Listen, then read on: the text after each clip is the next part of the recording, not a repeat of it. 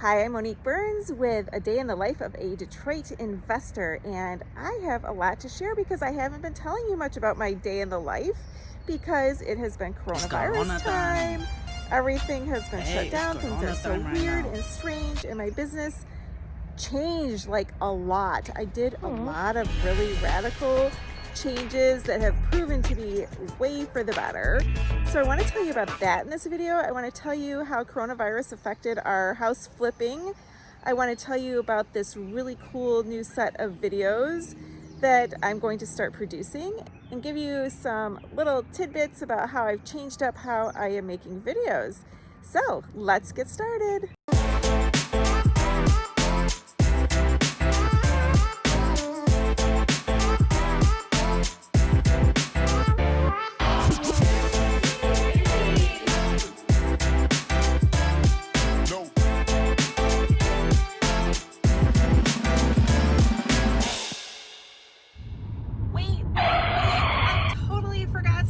Standing out there in the woods and there were some things I needed to say.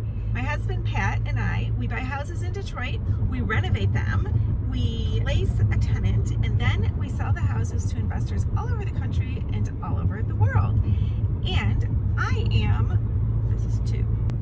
consider myself fearlessly authentic, and I started editing this video that I made where I rolled out of bed and threw my hair in a ponytail and started making a video and like, whoa. But the thing is that I actually am fearlessly authentic, and if you do call me because you want to buy a house in Detroit, I am really going to just inform you about the good and the bad, the whole thing. I will even tell you the things that you don't even think to ask me about because I am just not hard sell, which leads me to number 3. I have to be hard sell right now. I need you to like and subscribe and hit the bell notification, and I love it when you comment. It all really helps me out. And number 4, I am in the car with Lucy here. In one long mile, there's an obnoxious roundabout. Continue straight. What do you want to do once you get your license? Get a car. So you're probably wondering, where am I? This is not Detroit. You see that there? That is the Mackinac Bridge. That is the bridge that connects the lower peninsula to the upper peninsula of Michigan. It is an incredible bridge. I think they said it's 5 miles long, and it's just beautiful. And on one side is Lake Huron, on the other side is Lake Michigan. We're camping right now, and in front of our campground is Mackinac Island. And yesterday, we went to Mackinac Island, which is so fun. We biked around with our family, and we bought fudge. That's a big thing you do when you're a tourist in Michigan. You're called a fudgie. And so we bought some fudge and we biked around the island because there's no cars on the island. So it's a big tourist place to go. It's just beautiful, and it happens to be where my husband and I were married, was on Mackinac Island in St. Anne's Church. So we got to show our kids, who are now 21, 18, almost 19 this month. She's going to be 19, and 15-year-old daughters, all about that. So I wanted to tell you how coronavirus has affected us with flipping houses. In some ways really good, in other ways not so good. So my husband does the renovation part and I do the property management part. And for me, this didn't have to do with coronavirus. This happened right before coronavirus. I made a really radical change, changed up my entire staff. I have a whole new way I am handling property management, and I was kind of scared, like, is this gonna work? Is this not gonna work? Turns out it is beyond expectations wonderful how it is working. So I'm happy about all that and how that's going.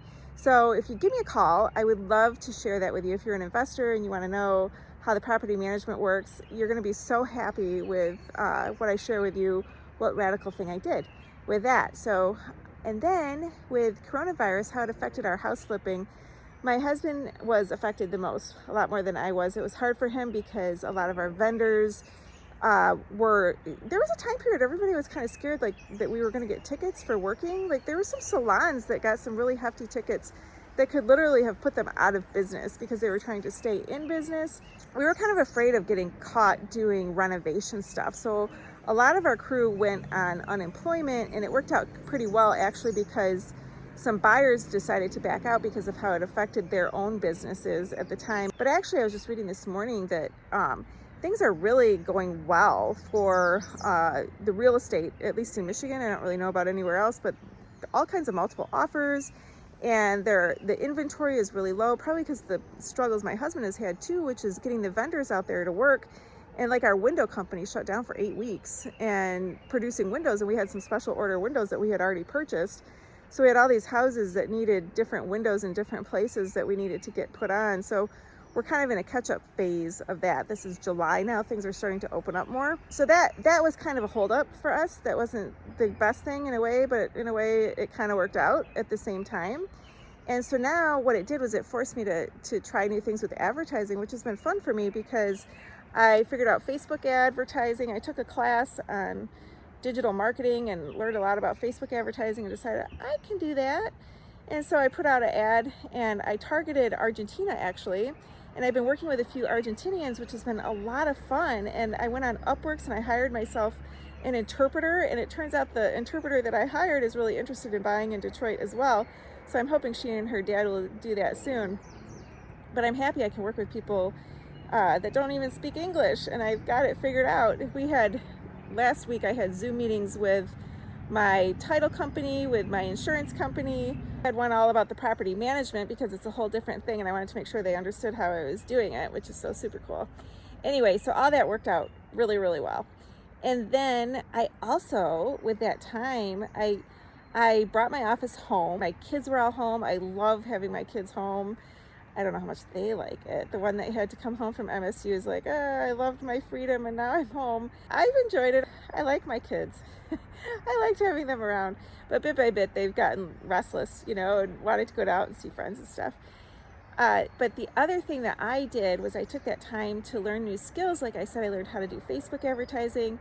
I decided that I'm fully capable of learning better editing for my videos, and I could totally do that. And it was such a frustration. There's hikers coming near me. So what I did was I went on Indeed and I asked for somebody that could just give me a few hours.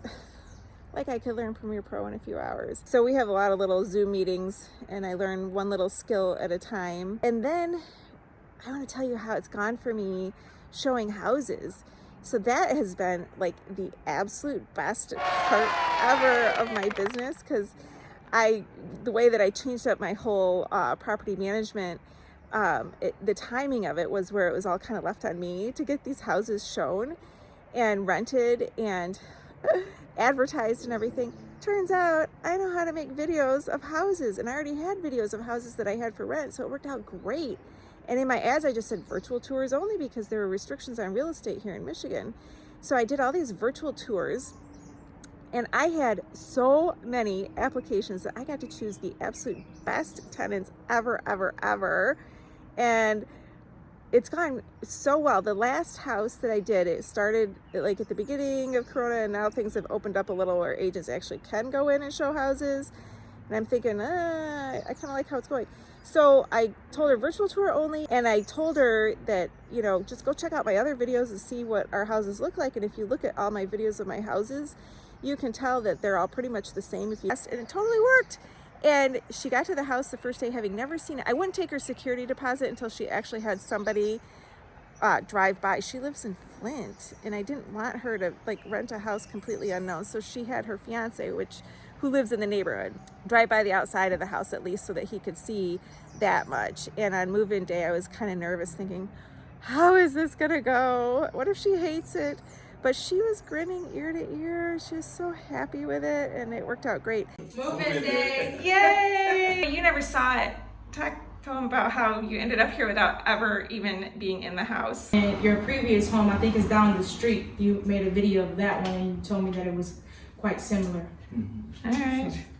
So this is your first day walking in this house? Yes. Are you happy? Yes. And the next house that I have for rent is a 6-bedroom. We can only call it 4 because 2 of the bedrooms are in the basement, and that's considered a fire hazard if there's no egress windows. But this house also has 3 full bathrooms, and I'm like, I don't even need the house renovated at all for me to list. So I put it online. I put pictures of the kitchen will look like this, because I know people don't read the ads. And taking early applications, and it's worked great. And I've had the best slew of applicants, and the one that I chose has Detroit Housing Commission Section 8.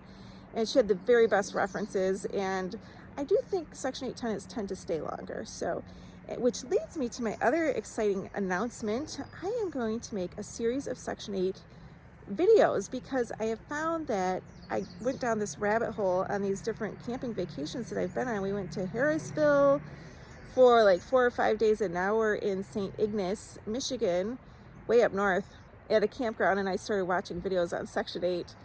And as my husband says, I can never stop working. He doesn't know that I'm on this hike making this video. So I've been watching all these videos, and I find that there's a lot of false information and there's a lot of missing information.